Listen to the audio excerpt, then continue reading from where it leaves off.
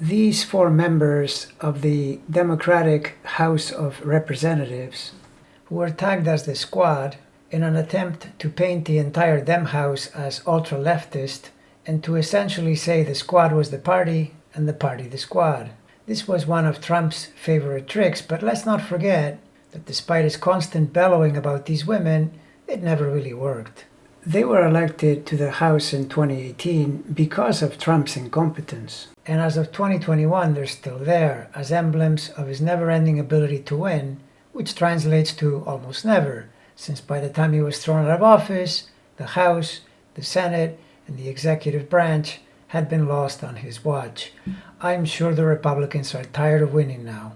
In any case, if that's the Dem Squad, we now have the beginnings of a Republican squad, the QAnon Squad, formed by whack-job Marjorie, covered in yesterday's video, and equally or close to it, whack-job Lauren Boebert.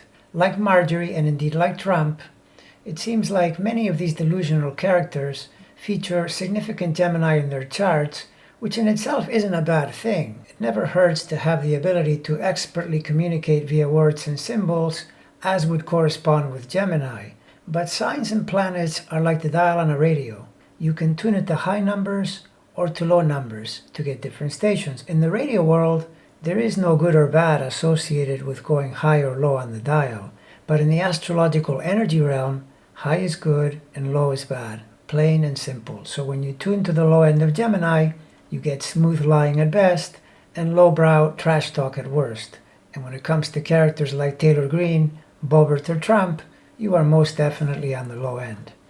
At the moment, of the two members in the newly minted delusional squad, Taylor Greene seems to be getting the most negative attention as we keep hearing about her present moment horrible attitude, together with the violent Facebook and Twitter messages she's posted in the past. I'm pretty sure this is because Pluto is already right in there, hitting her T-square and will be for the rest of the year. In the case of Boebert, the moon is anywhere from 11 to 23 degrees Gemini, depending on her birth time. So without a doubt, the later in the day she is born, the harder it is going to get for her because the moon might yet be in the path of the Neptune square in 2021 and 2022, which are the years during which it will square her sun for sure. At minimum, this is not good for her popularity, and at worst, she might get bounced out of Congress.